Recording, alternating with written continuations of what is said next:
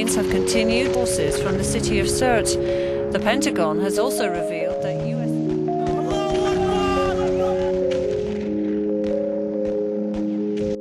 Libya's national identity traces its roots as far back as 1050 AD during the expansion of the Islamic Caliphate across North Africa from the Arabian Peninsula.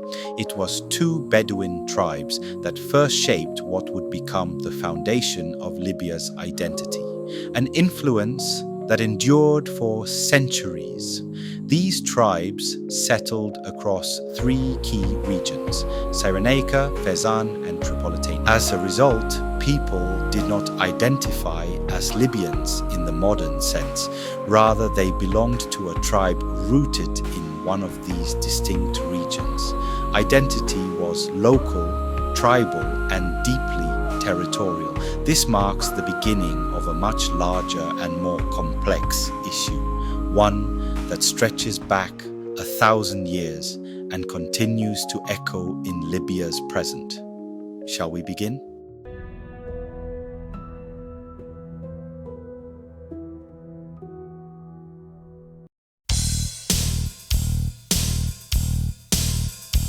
Power, conflict, security.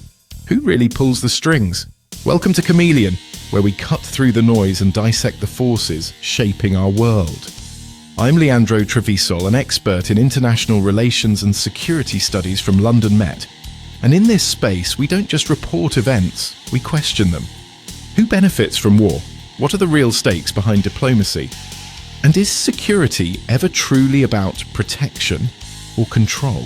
If you're ready to challenge narratives, expose hidden agendas, and rethink global power structures, you're in the right place. Let's get into it.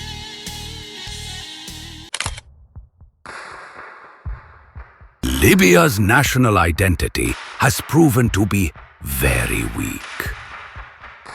Following the Western military intervention, the resulting power vacuum plunged the country into civil war. Much of this instability can be traced back to the Middle Ages. Geographical barriers naturally divided the territory into three distinct regions, limiting interaction between tribes and hindering the development of a unified national identity.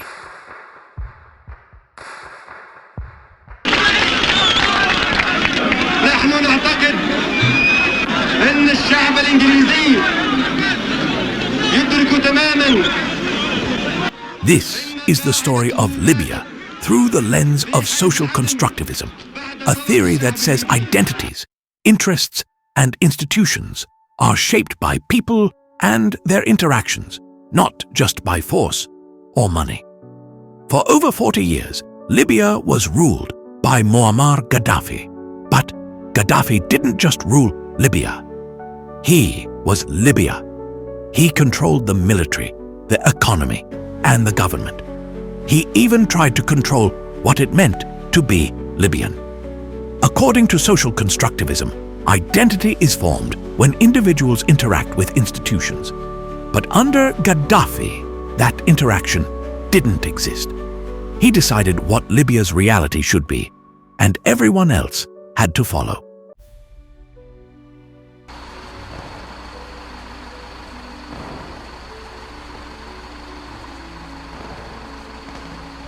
Gaddafi used oil revenues to maintain his control. He shut down opposition, controlled education, and promoted his own version of Arab nationalism mixed with Islam. He claimed to represent all Libyans, but in truth, he built a structure that served only his version of Libya's identity. People had no power to question this. Their version of reality was silenced.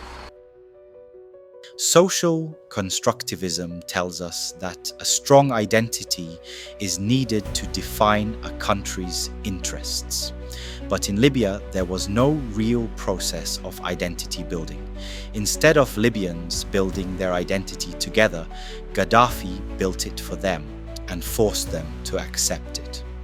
When his regime collapsed, that identity collapsed too. Why? Because it wasn't built by the people, it was built by one man.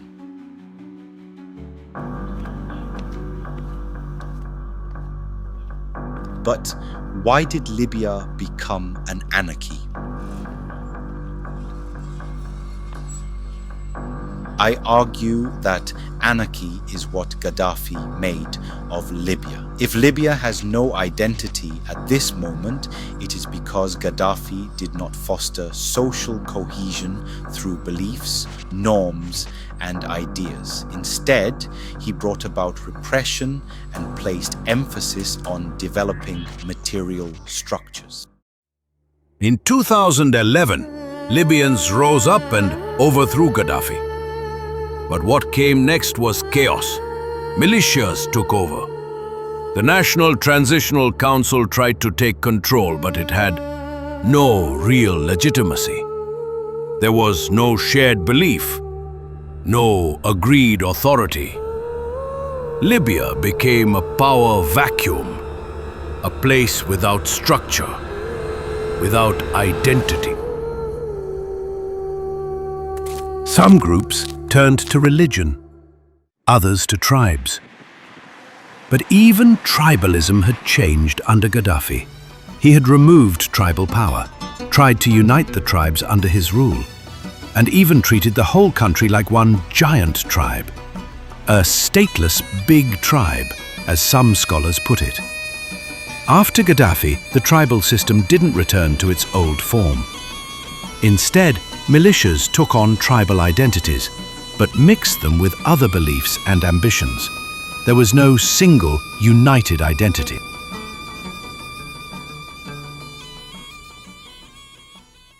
Interestingly, Libya made huge gains under Gaddafi in areas like income and education. National income per person rose dramatically. Literacy rates improved. Universities expanded. But these gains didn't lead to a stronger society. Why? Because they weren't part of a shared process.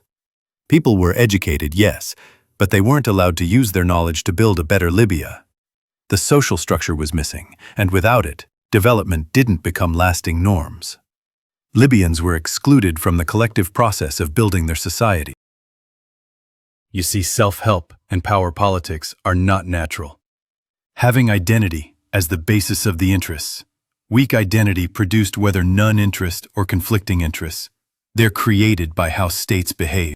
You see, Professor Wendt, my argument is that Libya didn't build a self-help institution, a system where people work together for their own security and future.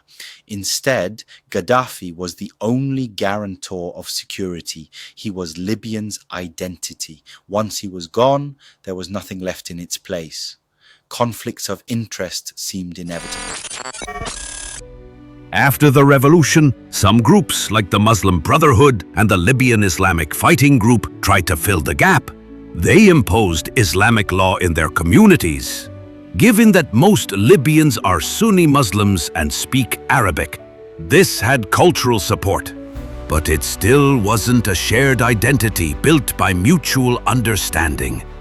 It was another imposed structure.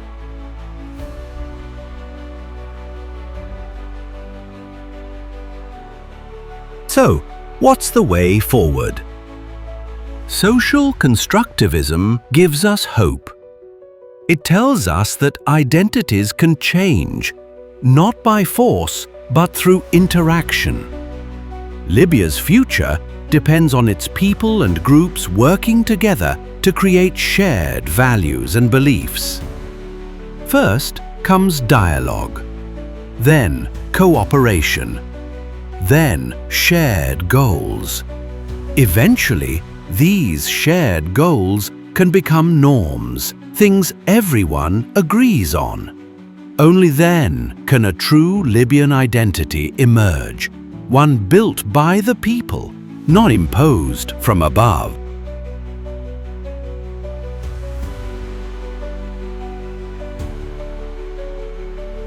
Libya's past was shaped by one man's vision. Its future must be shaped by everyone's voice. To rebuild Libya, its people must first rebuild their shared identity. Only then will peace and stability be possible. Constructing peace begins with constructing identity. I must remind you what Professor Wendt attests. Weak identity produces either no interest or conflicting interests, and the latter is likely to happen again if a new structure is built upon it.